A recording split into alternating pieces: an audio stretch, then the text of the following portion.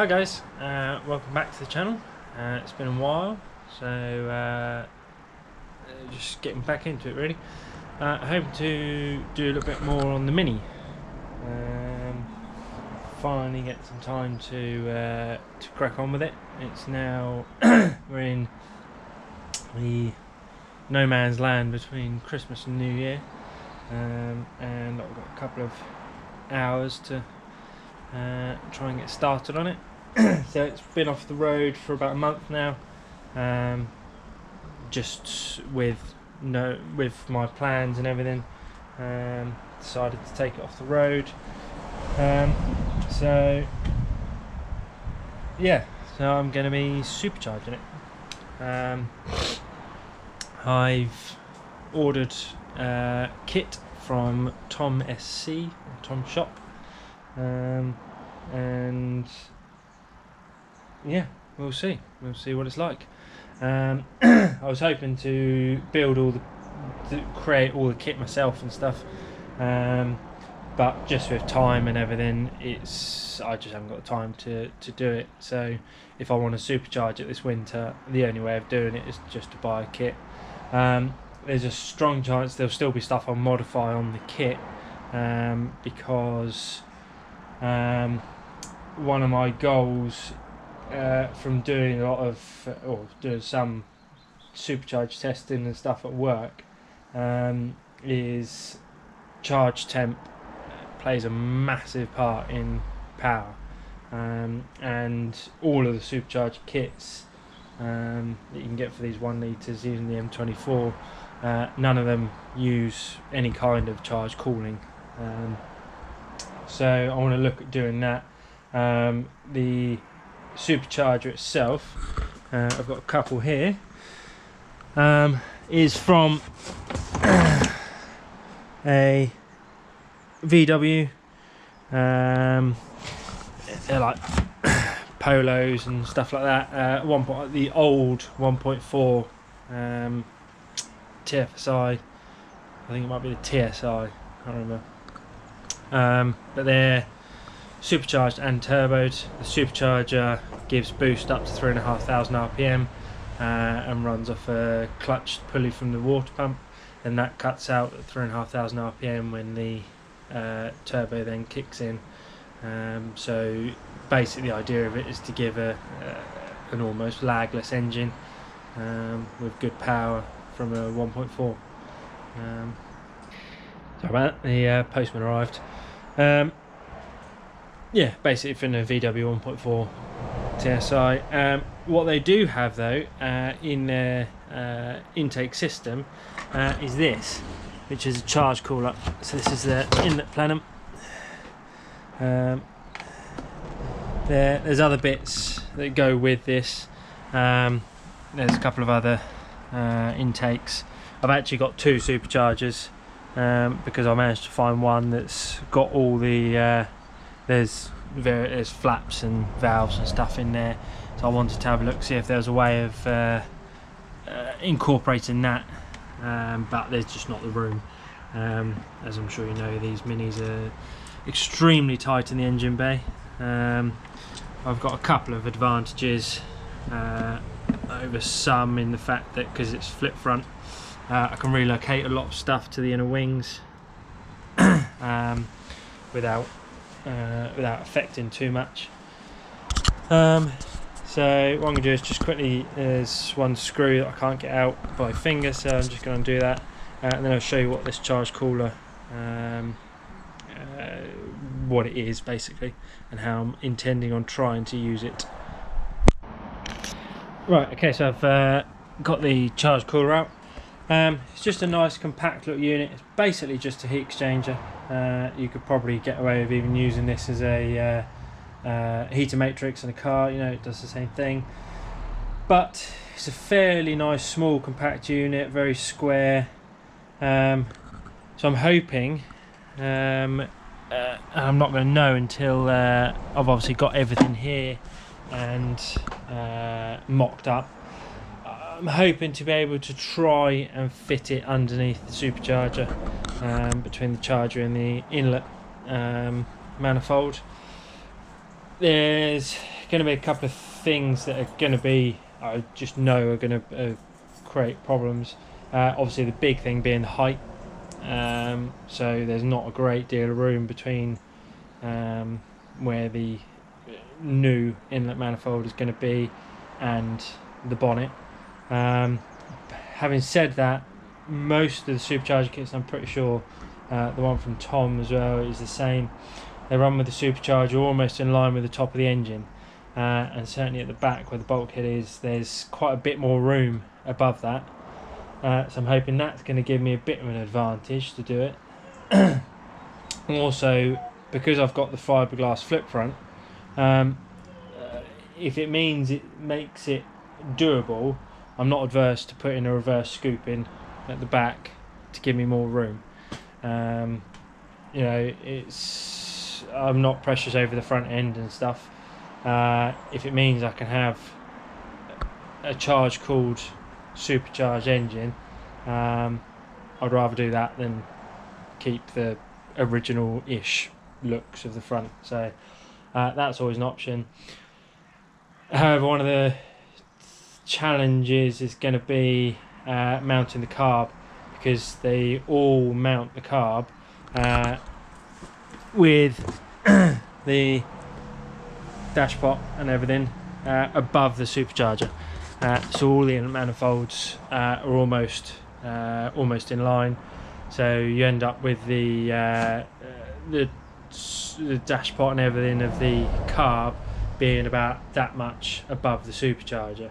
Now obviously if I'm running the supercharger right up against the bonnet or even above the bonnet line, I need to make sure that the carb is below that, because I can't have it running any higher.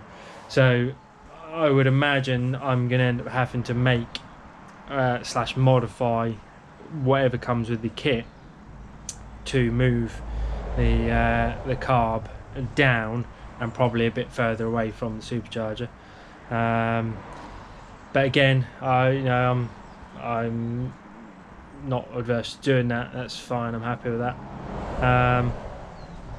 Yeah, but all of this stuff I can't really tell until the kit's here. It's all been ordered, paperwork's been signed for and everything. Should be here hopefully end of January. It's coming from France, so we'll see what shipping and stuff is like, but the order should be being dispatched late January, so maybe into February. But I've got a lot of work to do between now and then, so I don't think it's going to hold me up. My aim is to try and get the car back on the road for sort of March, but I think a lot of that is going to depend on when the supercharger kit arrives, because I know there's more work when it does arrive. So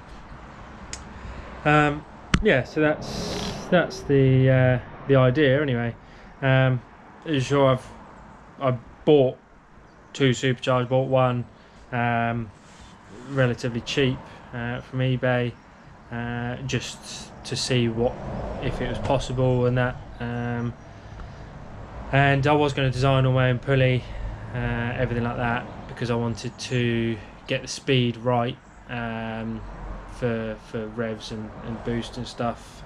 I wanted to try and put a damper in it, because these suffer with harmonic problems, but there's just not the room. There's a couple of kits available for them now, so I've gone for the Tom Shop one. There is the Podafold one which has just come out. A couple of reasons for me going for the Tom Shop one. A is price. It's about £350 cheaper for the kit, which is quite a lot when you're only talking sort of not huge amounts of money. And the thing that I liked about the Tom Shop one, the inlet manifold is steel. It's a steel fabricated inlet manifold, which normally isn't what you necessarily want. It's not the best a steel fabricated thing, but for me, because I want to fit the charge cooler, it makes my life 10 times easier if I've got to try and weld things onto it. I don't have a TIG set up, I've only got a MIG, I could possibly TIG at work, but it's just aggro. It's so much easier for me if I can just weld bits of steel onto a steel manifold. It just makes my life a lot easier.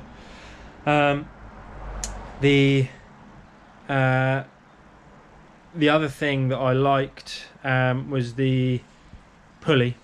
So Tom's pulley is an all-in-one, so it has the single V and the poly V belt pulleys, all in one thing. You literally take off the existing pulley. I'm blank there. Take off the existing pulley, put the new one on, and it's a direct replacement. All alley, you know, very nicely made, and that also comes with a trigger wheel, 36-1 trigger wheel. At the moment, I'm still going to be running it on my electronic Dizzy. I've got no plans to change that at the moment, but it just gives me that extra option.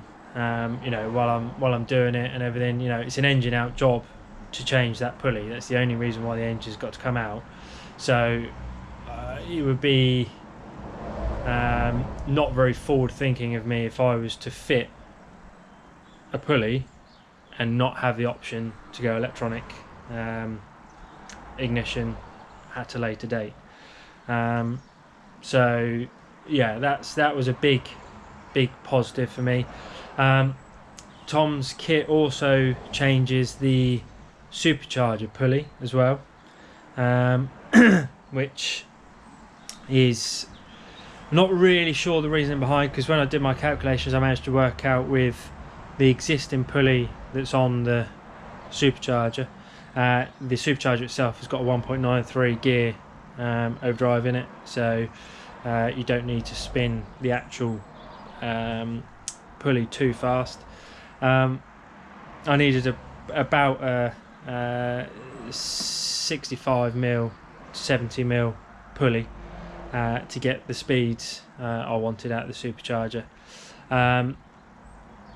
The pulley that's coming looks to be around that sort of size, but Tom's for some reason obviously decided to remake the supercharger pulley as well, so we'll see what they measure up at and what the ratios are.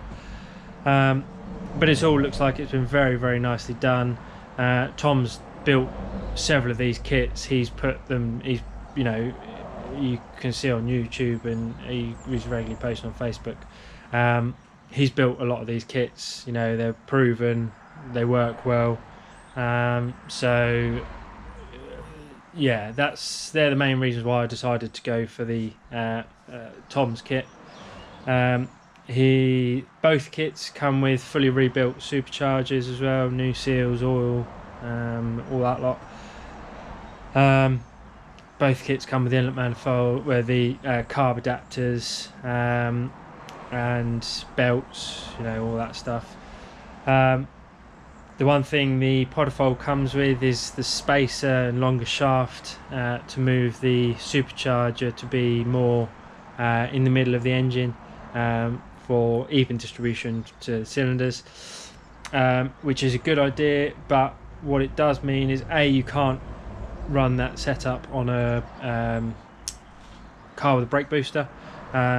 I don't have a brake booster, so I'm not worried about that. But knowing that I want to fit the charge cooler, and there's a chance, well, I know I've got to move the position of the carb, any additional room in that area I think is going to be beneficial to me over, you know, central fueling. So that's why I've decided to go for that. I'm running a HF44 on it, decided to go for the bigger one just because why not, really. So that's all going to be interesting. One of the things, when it is all up and running, my plan is to run it on, you know, it needs to run on normal Eaton M24. It will do 90% of its running on that. Occasionally I might put 98 in it, so I will just do a bit of a setup on 98. But also, just from what we've learned at work and stuff, I want to do a couple of tanks of E85. I think there's massive potential in E85 for extra power. The charge cooling abilities of E85 are incredible. It does need a different setup. You know, you have to run it about 30% richer to get the same out of it. So it's certainly not anything I will be doing, you know, long term. I won't be running on E85, but just to see what it will do. I do want to try and run it on a can of E85 at some point. So yeah, that's the plan. There's other bits as well I want to do to it while it's apart. A couple of seals need replacing, the fuel tank needs coming out, and I need to replace the fuel filler neck seal and stuff because that has perished. Steering rack gaiters and all the usual rubbish rubber stuff that you can't get good quality stuff of anymore, that is basically a yearly replaceable item now. Yeah, so I'm going to change all that, and just some other little niggly bits, try and finish off some of the stuff that I didn't get around to last time it was off the road. So some of the work that I've got to do, some of it I hopefully can start today, but what I need to do before the supercharged kit arrives is, so I've got to, what my plan is today is going to be take the front end off, cap the fuel line, run the engine up, drain all the fuel out of it, run it out of fuel, drain the coolant out of it, then the cylinder head and all the carb and everything, all the top end stuff, the cylinder head can come off with it in situ, because it's a lot easier doing that in the car when it's held rather than trying to chase it around the floor. Then then it can all be jacked up and everything, all the wheels come off. Then the engine will be coming out, albeit I might leave the engine in until I've got the supercharger kit, because essentially all I've got to do is lift the engine up, take the pulley off, stop the pulley, and then put the engine back in. So space wise and that, it might be easier just to leave it in until it's all here and ready to, and I do it in an evening or whatever.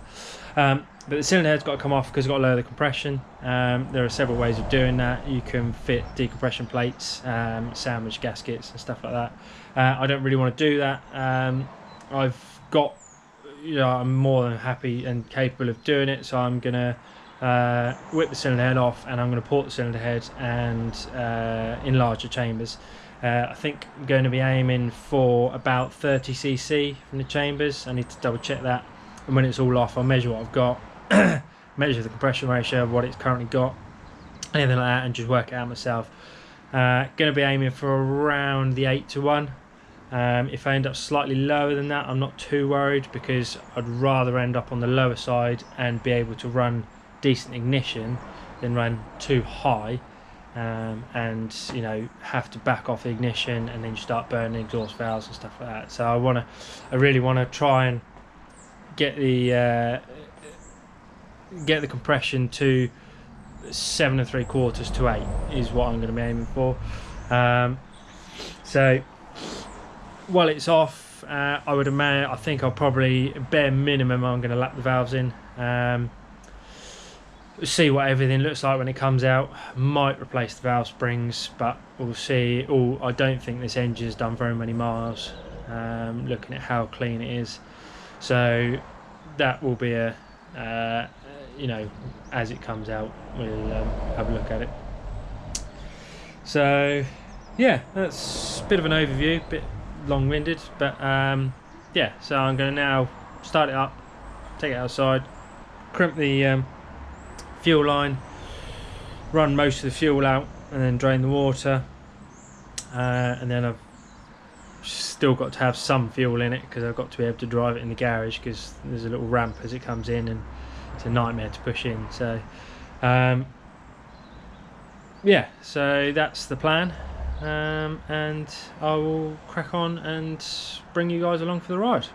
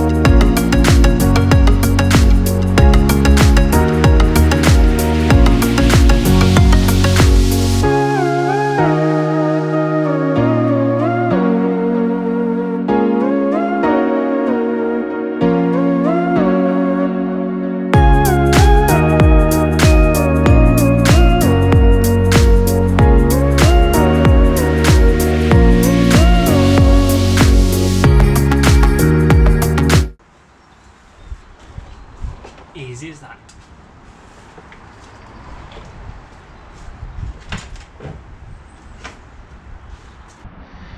Right, that's it for this episode. Drained all the coolant. It's now run out of fuel, so just got to drain the tank. I'll do that when it's all in the air. And yeah, that's it. So now I'm just going to put it back in the garage, and then hopefully in the evenings and stuff I can crack on, get it all in the air, wheels off, and yeah, really tear into it. This episode is a first episode in, I guess let's call it, this new series. It's probably a little bit long. I'm going to try and keep it a little bit more concise. Yeah, and we'll go from there. Hopefully the video quality and everything is all a little bit better. I've got a new, well, say new, GoPro 7, so hopefully the video and sound should be a little bit better.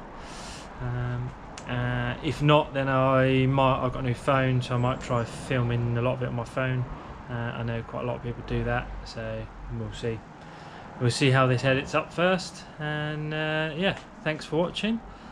Hopefully look forward to the new series, and we will catch you on the next video. Thank you very much.